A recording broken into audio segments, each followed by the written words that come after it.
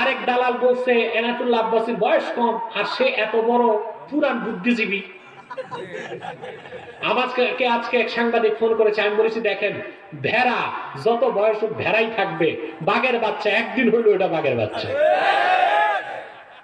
ঠিক এই কোরআন যার কাছে আছে সে তো বাঘের বাচ্চা, ঠিক কিনা?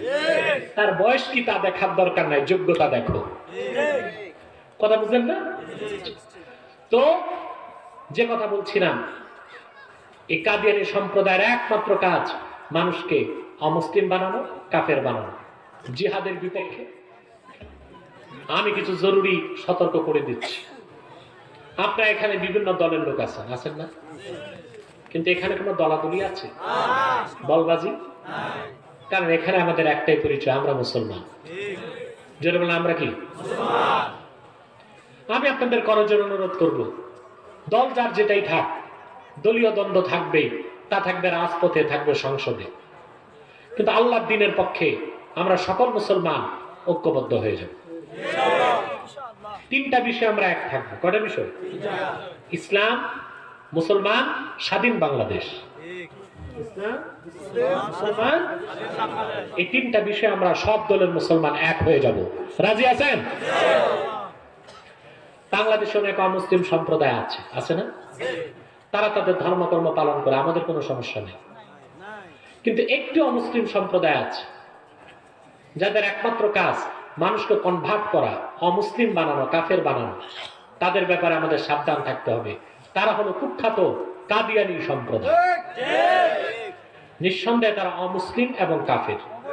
তাদেরকে যারা কাফের বলবে না, তারাও কাফের। কারণ তারা আল্লাহর আখির নবী, নূর নবী মুহাম্মদ সাল্লাল্লাহু আলাইহি ওয়াসাল্লামকে আল্লাহর শেষ নবী হিসেবে বিশ্বাস করে না। চিল্লায় বলেন নাউজুবিল্লাহ। এই জন্য তারা কি? যারা বলেন তারা কি? অমুসলিম, কাফের। তাদেরকে যারা কাফের বলবে না, তারাও কাফের। তারা মানুষকে ধোঁকা দিয়ে কাফের বানায়। হিন্দুরা বাংলাদেশে বসবাস করছে অমুসলিম পরিচয়, আমাদের সমস্যা নেই। খ্রিস্টানরা আছে অমুসলিম পরিচয়, আমাদের সমস্যা নেই। কিন্তু কাদিয়ানীরা অমুসলিম হয়ে পরিচয় দিচ্ছে মুসলিম, এর দ্বারা মানুষকে ধোঁকা দিয়ে তারা কাফের বানাচ্ছে, এটা বরদাস্ত করা যাবে না। তারা মানুষকে ধোঁকা দিয়ে অমুসলিম বানাবার জন্য মুসলমানদের মতো দাড়ি রাখে, টুপি লাগায়, মুসলমানদের মতো নাম রাখে। তাই বলে কি তারা মুসলমান হবে? আচ্ছা ভাই, দাড়ি রাখলেই যদি কেউ মুসলিম হতে পারতো, তো রবীন্দ্রনাথ ঠাকুরের চেয়ে বড় মুসলমান কে হইত? সে কি মুসলিম ছিল না অমুসলিম? নাম রাখলে মুসলমান হওয়া যায়? এক শয়তান কুকুরের পায়খানা লাড্ডু বানায়, উপরে নাম লেখছে দিল্লি কা লাড্ডু। ওটা কি দিল্লির লাড্ডু হবে? ভিতরে কি বোতল ভর্তি পেশাব, উপরে লেবেল দিছে শরবত। শরবত হবে? তদ্রুপ কাদিয়ানীরা অমুসলিম। আব্দুল আউয়াল, আব্দুল সামাদ, মোবাশ্বের আলী আর কবির চৌধুরী নাম রাখার দ্বারা তারা মুসলমান হতে পারে না। আমার ভাইরা, আমার বন্ধুরা, আমার আল্লাহ ও নূর নবী আমার হযরত মুহাম্মদ সাল্লাল্লাহু আলাইহি ওয়াসাল্লামের ইসলাম ও কোরআনের হাজার হাজার হাজার বছর পরে বর্তমান ভারতের কুখ্যাত পাঞ্জাবের, কুখ্যাত গুরুদাসপুরের, কুখ্যাত কাদিয়ানী ইংরেজ আমলে এক শয়তান নিজকে নবী দাবি করছে। এই শয়তানটাকে তৈরি করেছিল ইংরেজরা। কারা? এই শয়তান দুইটা জিনিস বেশি অপপ্রচার করত, এক জিহাদের বিপক্ষে আর খেলাফতের বিপক্ষে। আজও কাদিয়ানী সম্প্রদায় জিহাদের বিরুদ্ধে আর খেলাফতের বিরুদ্ধে অপপ্রচার করে যাচ্ছে, ঠিক কিনা?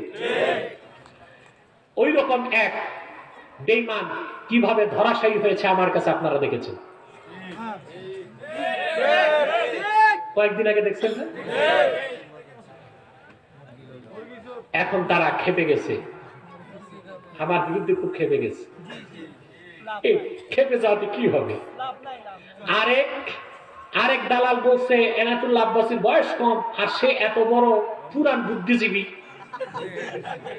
আমাকে আজকে এক সাংবাদিক ফোন করেছে, আমি বলেছি দেখেন ভেড়া যত বয়স হোক ভেড়াই থাকবে, বাঘের বাচ্চা একদিন হইলো ওটা বাঘের বাচ্চা। ঠিক এই কোরআন যার কাছে আছে সে তো বাঘের বাচ্চা, ঠিক কিনা? তার বয়স কি তা দেখার দরকার নাই, যোগ্যতা দেখো। কথা বুঝলেন না? তো যে কথা বলছিলাম, এই কাদিয়ানি সম্প্রদায়ের একমাত্র কাজ মানুষকে অমুসলিম বানানো, কাফের বানানো, জিহাদের বিপক্ষে, খেলাফতের বিপক্ষে অপপ্রচার করা, আলেম ওলামা পীর মাশায়েখদেরকে হেয় প্রতিপন্ন করা, আর কলে কৌশলে ইসলামের অপব্যাখ্যা দিয়ে মানুষকে বেঈমান এবং মুরতাদ এবং জিন্দিক বানানো তাদের কাজ। মির্জা গোলাম শয়তান কাদিয়ানি 1908 সালে তার উপর গজব এসেছে।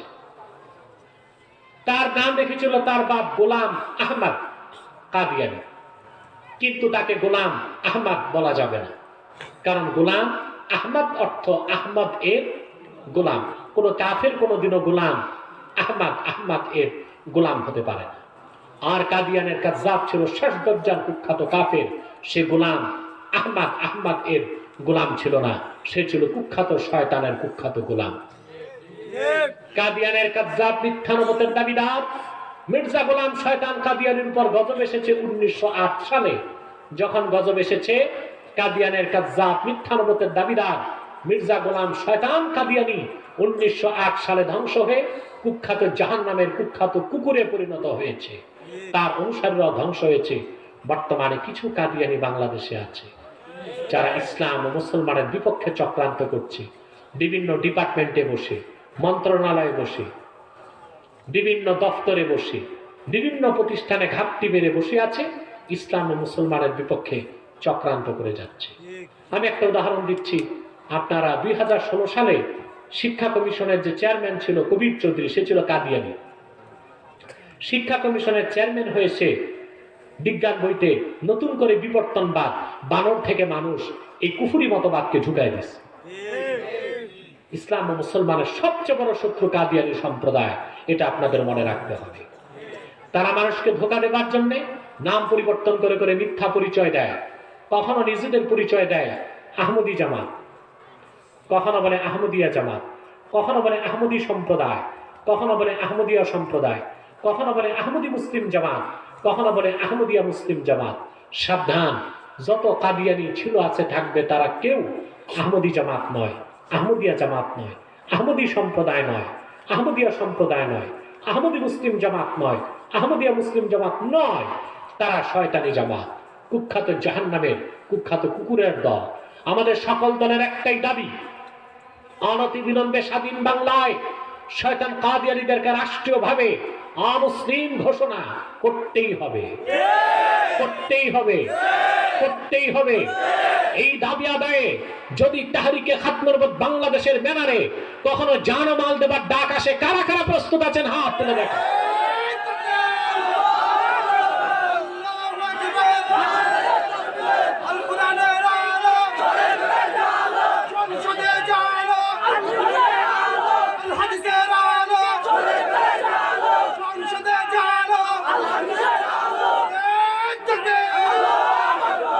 আমার প্রিয় ভাই ও বন্ধুগণ, কাদিয়ানীদেরকে অর্থনৈতিক সহযোগিতা করবেন না, করেন? করেন। তাদের পণ্য কিনেন, প্রাণ কোম্পানির যত জিনিস তাদের, RFL এর পণ্য তাদের, প্রথম আলো, ডেইলি স্টার, কালের কণ্ঠ, এগুলো তাদের। এগুলো ধরবেন না, কিনবেন না, বেচবেন না। মনে থাকবে? হ্যাঁ, এগুলো ধরবেন না, কিনবেন না, বেচবেন না।